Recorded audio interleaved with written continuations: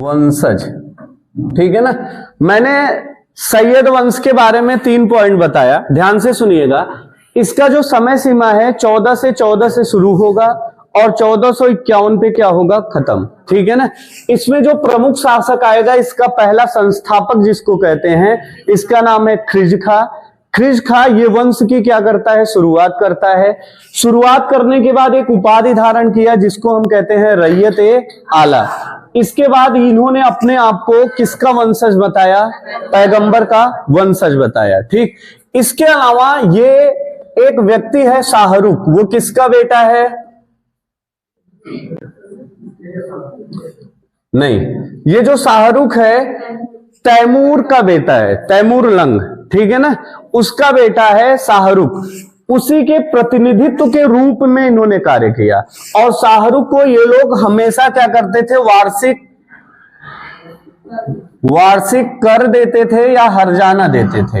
ये लोग अपने आप को तैमूर लंग का वंशज बताए कि हम उन्हीं के वंशज से हैं, ठीक है ना। यही रीजन है कि तैमूर लंग के पुत्र शाहरुख को ये लोग टैक्स ले जाके दिया करते थे, ठीक है ना।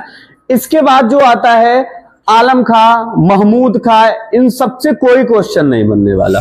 पूरे सैयद वंश के इतिहास में केवल ख्रिज खां संस्थापक को आप याद कर लिए तो आपसे कहीं भी नहीं फंसेगा। केवल 2 इंपॉर्टेंट है, इनका समय और इनके संस्थापक और इन्होंने कौन सी उपाधि धारण की, बस ये 3 बात अगर आपको याद है तो सैयद वंश से इन तीनों के अलावा चौथा क्वेश्चन नहीं बनता, ठीक है ना।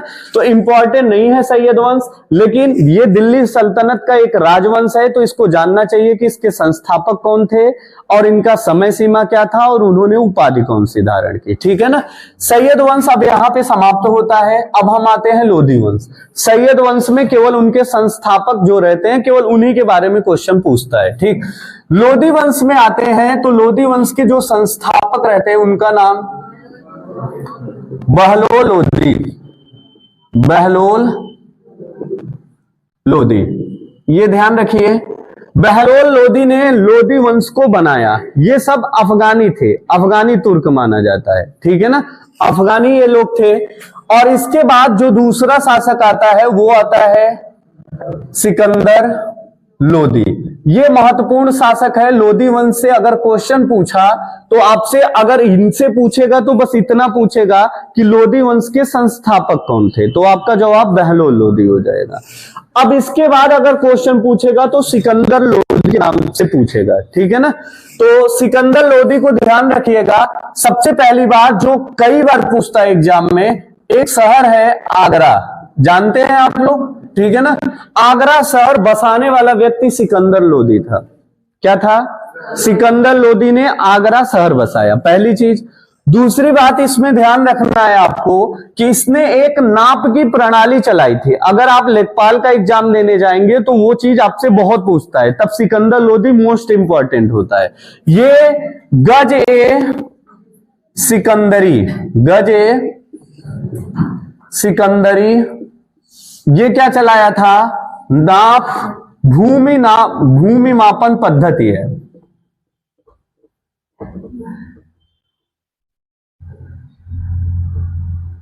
भूमि माप पद्धति, ठीक है ना। जरीब होता है, जरीब के द्वारा भूमि मापा जाता है, ठीक है ना। उसमें कंचवासी उन्नवासी होता है, उसी तरीके से एक होता है गज ए सिकंदरी। गज ए सिकंदरी चलाने वाला जो शासक रहता है वो कौन रहता है, सिकंदर लोधी, ठीक है ना। ये संगीत का बहुत प्रेमी रहता है, ठीक है ना, और संगीत का प्रेमी है। और इसके अलावा ये अपनी कविताओं में गुरुमुखी लिखा करता था। क्या लिखता था, गुरुमुखी, ठीक है। कुछ इतिहासकार मानते हैं गुरुमुखी नामक लड़की से मोहब्बत करता था, ठीक है ना। तो कुछ होते हैं आजकल के जमाने में छछुंदर टाइप के लोग जो हर कविता, हर नाम के आगे अपने गर्लफ्रेंड का नाम जोड़ देते हैं। शादी तो हुई नहीं है तो उसी का जोड़ेंगे, तो उसी का नाम लिखते हैं। मतलब जहां सोते जागते उठते बैठे पेन उठा तो दिल के अलावा कुछ उनको पता ही नहीं है, वही छाप के वही बनाएंगे। उसी टाइप का ये भी था। ये अपनी कविताओं को लिखता था और नीचे उसका शीर्षक क्या डाल देता था, दुर्मुखी, ठीक है ना। ये पॉइंट आपको सिकंदर लोदी से ध्यान रखना है। और कोई पॉइंट मेरे ख्याल से नहीं होगा, ठीक, नहीं इसके साथ नहीं हुआ था पानीपत। और हाँ, एक चीज और था, ये अपने सरदार जो मंत्री रहा करते थे उनकी बड़ी इज्जत करता था, ठीक है ना, उनको बहुत सम्मान दिया करता था। बलबन आपने देखा है अपने मंत्रियों के लिए सिजदा और पैबोस पद्धति लाया था, पहले सर झुकाओ, कुछ बोलना हो तो पैर चाटो तब बोलो। लेकिन ये अपने मंत्री, जब इसके दरबार में बैठा रहता था, इसके मंत्री आते थे तो ये खुद खड़ा हो जाता था। जब तक मंत्री नहीं बैठते थे तब तक ये नहीं बैठता था। तो अपने मंत्रियों का बड़ा सम्मान करता था, ठीक है ना। बस इतनी बात ध्यान रखना। इसके बाद जो अंतिम शासक आएगा सैयद वंश का, वो क्या रहता है? इब्राहिम लोदी, ठीक है ना। इब्राहिम जो लोदी है, ये लोदी वंश का अंतिम शासक है। क्या है? अंतिम शासक, ठीक। अब इसके बारे में कहानी सुनने से पहले कुछ चीजें होती हैं जिसको हमें जानकारी में रखना है, ठीक है ना। क्या रखना है? ध्यान से सुनिएगा, ठीक। इधर एक जगह है मध्य एशिया में, मध्य एशिया का एक जगह है, उस जगह का नाम है फरगना। क्या नाम है? फरगना। फरगना के जो शासक हैं उनका नाम है उमर शेख मिर्जा। क्या नाम है? उमर शेख मिर्जा। और इनकी एक वाइफ है, वाइफ का इनके क्या नाम है?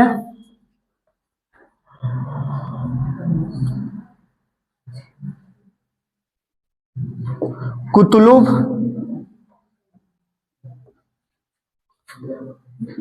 निगार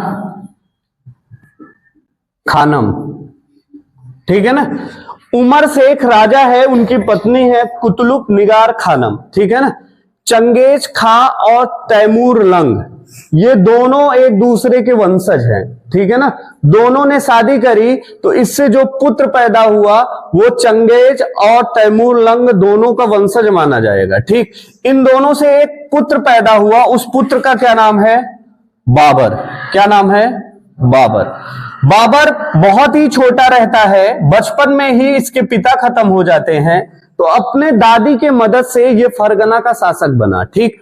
मात्र 11 वर्ष की आयु में ये फरगना का क्या हुआ? शासक बन गया। फरगना का शासक बना, बनने के बाद ये बड़ा ही महत्वाकांक्षी राजा है। अपने साम्राज्य को बहुत विशाल रूप से बृहद बनाने के लिए निरंतर ये सोचता रहता है, ठीक। अब अपने साम्राज्य को बढ़ाने के लिए ये सर्वप्रथम अपने मध्य एशिया मतलब एशिया के बीचों बीच, ठीक है ना, वहां से ये समरकंद पे अटैक किया। सबसे पहले किस पे अटैक किया? समरकंद। ये समरकंद उज्बेकिस्तान एक देश है, उसकी क्या है ये? राजधानी। समरकंद पे अटैक करने के बाद समरकंद को अपने में मिला लिया।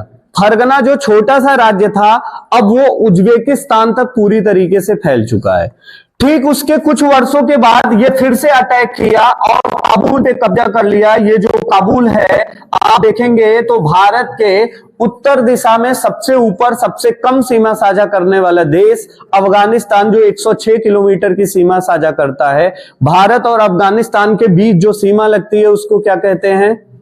डुरंड रेखा, ठीक है ना। उसकी अफगानिस्तान की राजधानी है काबुल। अब ये कहां तक पहुंच गया? काबुल तक। उज्बेकिस्तान को कब्जे में लिया, काबुल यानी अफगानिस्तान को कब्जे में लिया।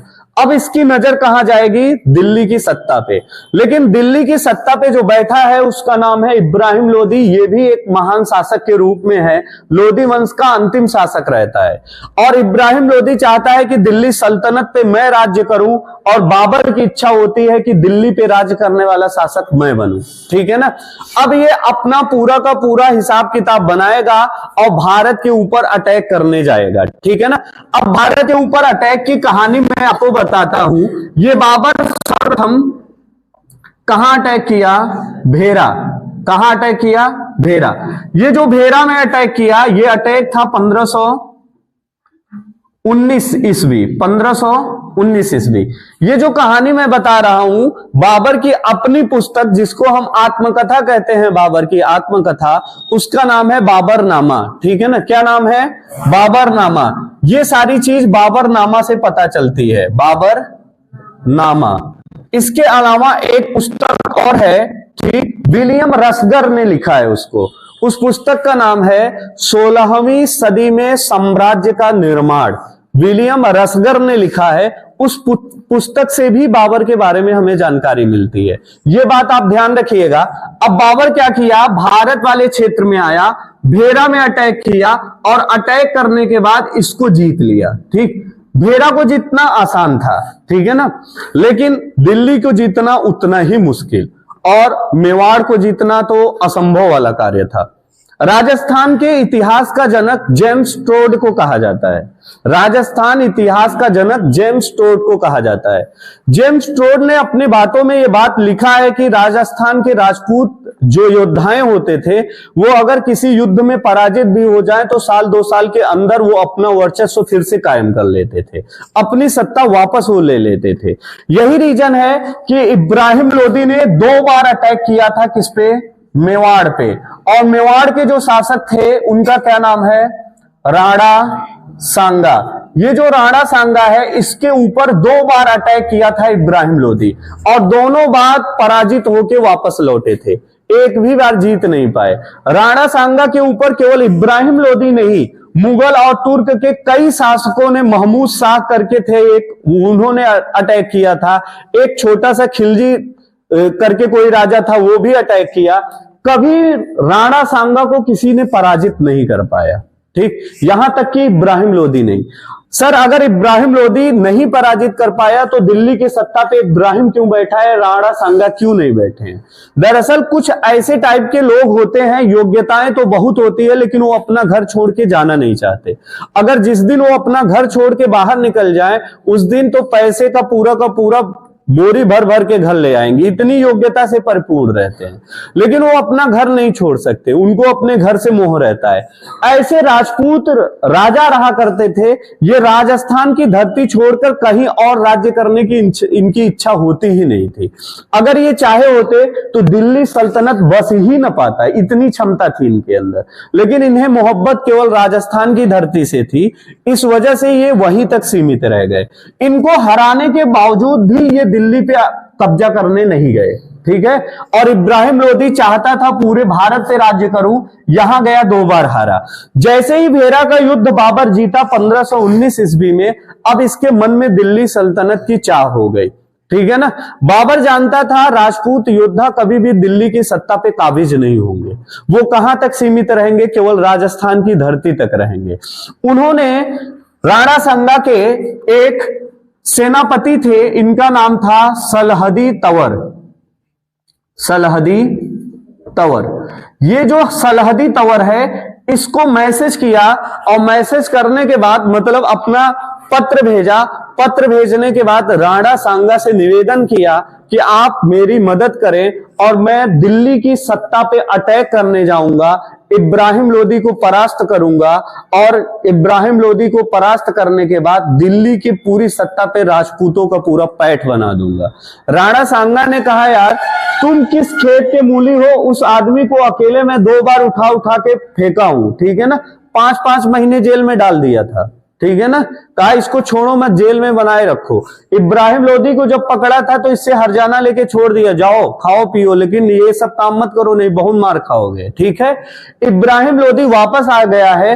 बाबर पत्र भेजा सलहदी तंवर के पास, और कहते हैं उस समय राणा सांगा के पास 104 सामंत थे। ये जो मैं सामंत बोल रहा हूं, ठीक है ना, कितने सामंत थे? 104 सामंत थे। सामंत मतलब होता है वो जो सैनिकों का हेड, सेना अध्यक्ष। 104 सेना अध्यक्ष थे, किसके पास?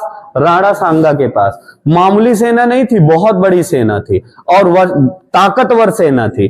जब बाबर ने ये मैसेज दिया सरहदी तंवर को, सरहदी तंवर ने राणा सांगा को ये बताया कि बाबर नाम का कोई व्यक्ति है जो फरगना का शासक बना, बड़े कम उम्र में बना, उसके बाद समरकंद से लेके काबुल तक अपने साम्राज्य का विस्तार कर चुका है, अब वो दिल्ली पे अटैक करना चाहता है और आपकी मदद की गुहार कर रहा है। राणा सांगा ने कहा कि मैं बाबर की मदद नहीं करूंगा, ठीक है ना, मुझसे क्या लेना देना, इसका इच्छा हो तो ये जाके अटैक करे, मुझसे कोई नहीं मतलब है।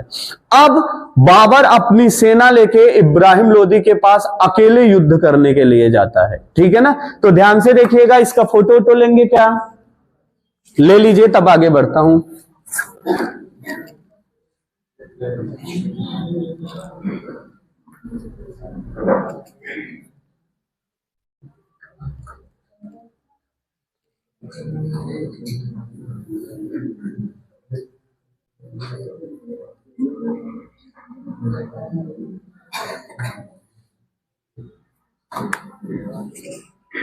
हो गया?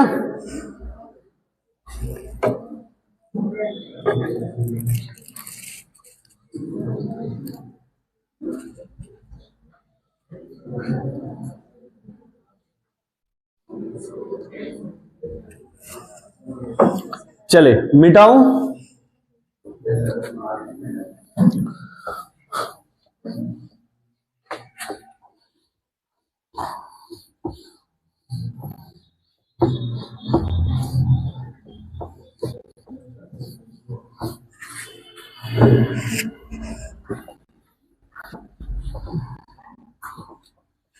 देखिएगा, ध्यान से देखिएगा, ये जो बाबर रहता है, ये बाबर अब दिल्ली की सत्ता पे नजर है और दिल्ली पे बैठने वाला कौन है, इब्राहिम लोदी।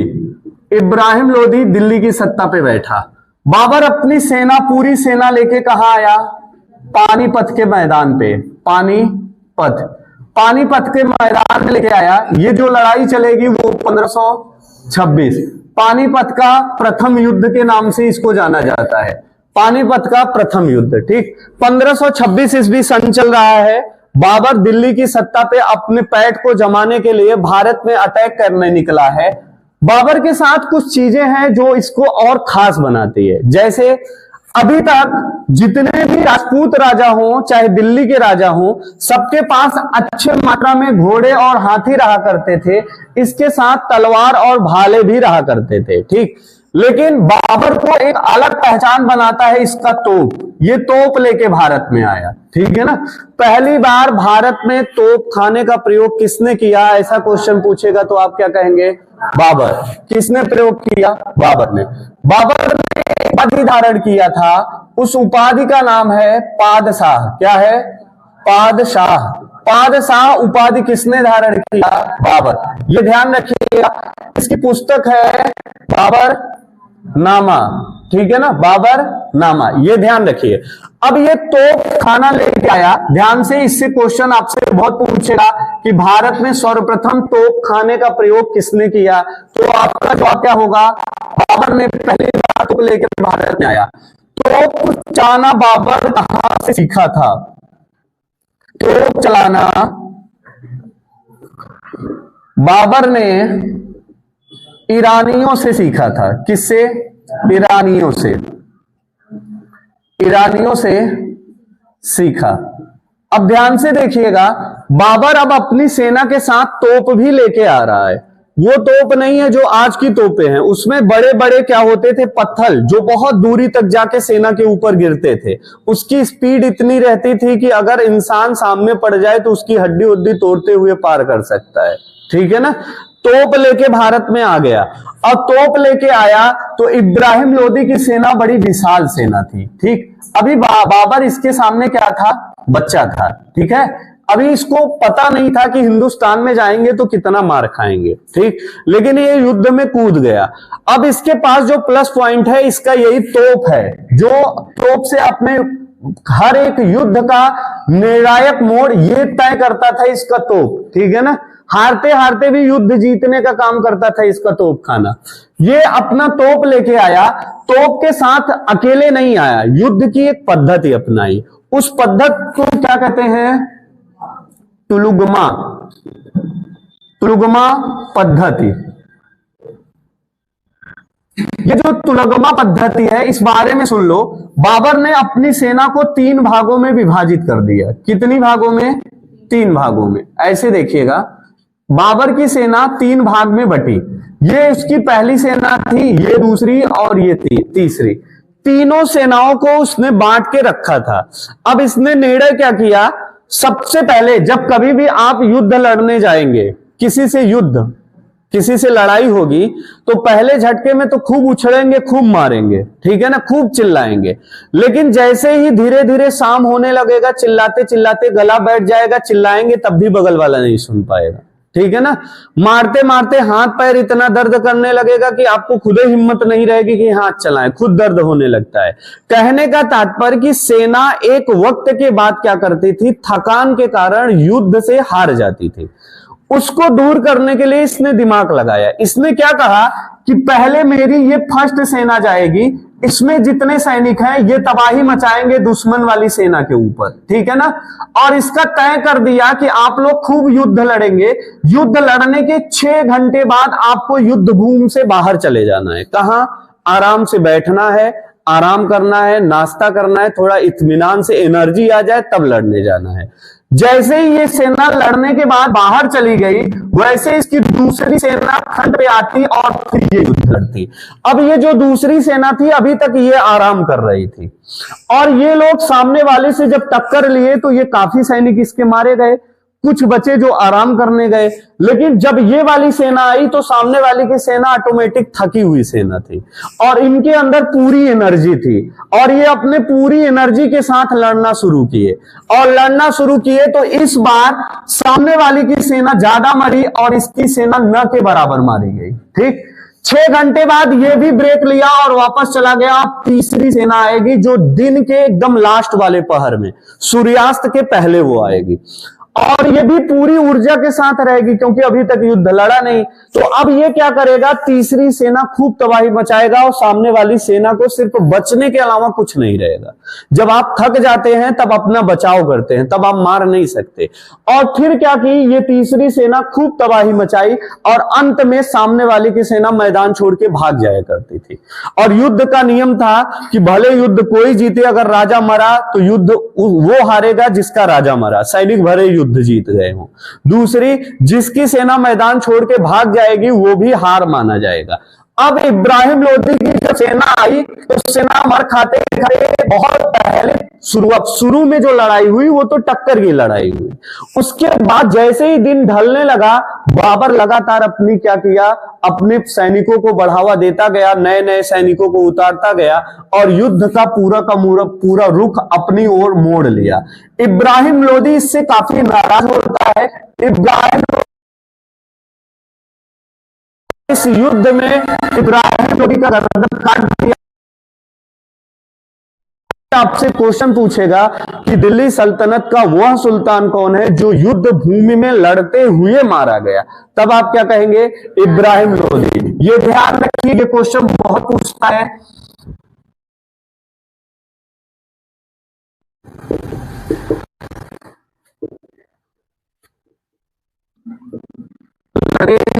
ये मारा गया कौन? इब्राहिम। अब ये जब मारा गया तो अब दिल्ली की सत्ता पे काबिज कौन हो गया? बाबर। बाबर जैसे ही दिल्ली की सत्ता पे काबिज हुआ तब वहां से चलता है मुगल काल। कौन चलेगा? मुगल। अब दिल्ली सल्तनत समाप्त हो गई। अब मुगलों का पूरा अधिकार भारत के ऊपर रहेगा। मुगल में यही आएंगे बाबर, हुमायूं, अकबर से शाहजहां, औरंगजेब, ये सारे जितने रहते हैं, ठीक।